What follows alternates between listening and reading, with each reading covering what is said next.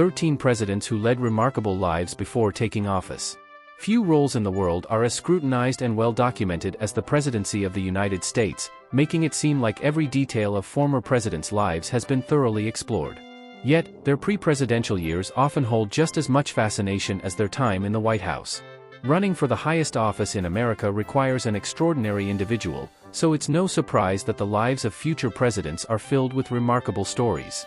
These tales of adventure, adversity, and triumph don't just come from the White House or the campaign trail, they stem from their childhoods, first jobs, and even their romances.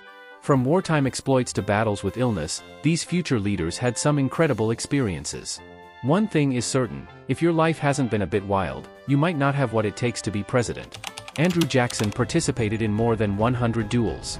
Andrew Jackson is famously known as one of America's toughest presidents, earning the nickname Old Hickory. He even fended off an armed assassin by beating him with his cane. Jackson's fiery temperament was forged in battle, having fought in multiple wars and engaged in over 100 duels. He had a fierce sense of honor and was quick to challenge anyone who insulted him or his wife. In these duels, Jackson was shot twice, and on one occasion, he even took the life of his opponent. George H.W. Bush was shot down during World War II. George H.W. Bush is often seen as a mild-mannered figure, so it might surprise those unfamiliar with his past to learn that he served as a bomber pilot during World War II. Bush experienced a crash landing on one mission, but his most harrowing ordeal occurred later in the war. In September 1944, while serving in the Pacific Theater, Bush and his squadron were targeted by Japanese anti-aircraft guns. Despite taking heavy fire, Bush successfully dropped his payload and then bailed out into the ocean. For his bravery, he was awarded the Distinguished Flying Cross. Richard Nixon funded his first congressional campaign with his poker winnings. Considering how his presidency concluded, it's somewhat ironic that Richard Nixon was a master of a game centered on deception and bluffing. In his younger years, Nixon became an exceptional poker player, honing his skills while serving in the Navy and excelling at the game throughout his military career. In fact, Nixon reportedly won enough money from playing poker to help finance his first congressional campaign in 1946, with much of his funding coming from his poker winnings. Abraham Lincoln was a wrestling, dueling madman. Abraham Lincoln, America's tallest president at 6 feet 4 inches, used his impressive height to his advantage long before his time in office. In his youth, Lincoln was a well-known wrestler, with only one recorded defeat. Lincoln's fighting spirit extended beyond the wrestling ring. When a political opponent once challenged him to a duel, Lincoln agreed, on the condition that they use broadswords. Fortunately, the duel never took place. Grover Cleveland hanged people. Few job titles are as intimidating as hangman, yet that's exactly what Grover Cleveland did before becoming President of the United States. As Sheriff of Erie County, New York, from 1871 to 1874, Cleveland was responsible for carrying out executions for those sentenced to death. While he could have delegated this grim task, Cleveland chose to perform the executions himself.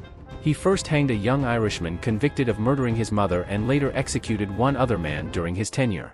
Cleveland's decision earned him praise from some who saw it as an act of honor, believing he took on the burden so others wouldn't have to.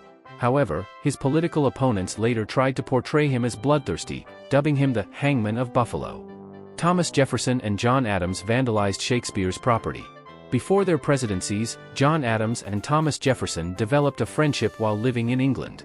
The two founding fathers toured the country together, soaking in its rich history, though their respect for the past wasn't always evident.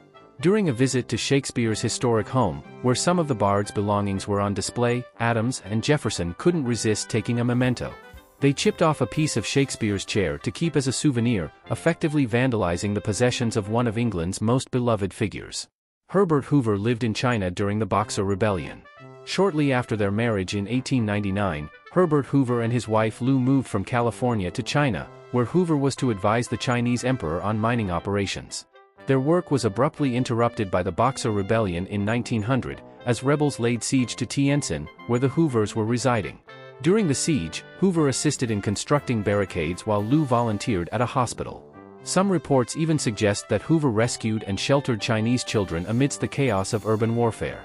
Later, while in the White House, Hoover and Lou were said to converse in Chinese to keep their discussions private.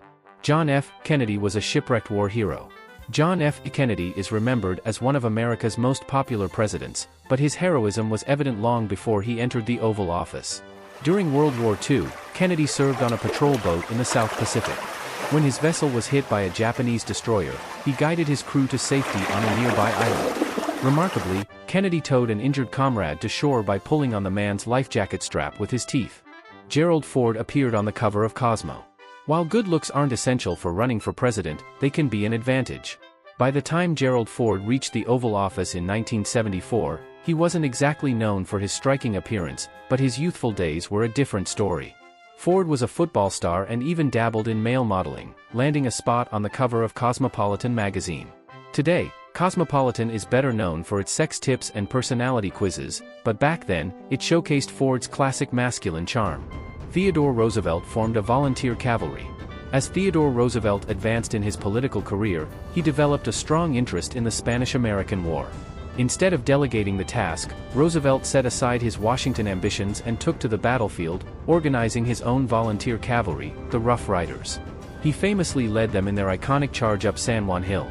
Upon returning to Washington, Roosevelt came back as a war hero, a status that greatly bolstered his political credentials. Jimmy Carter saw a UFO.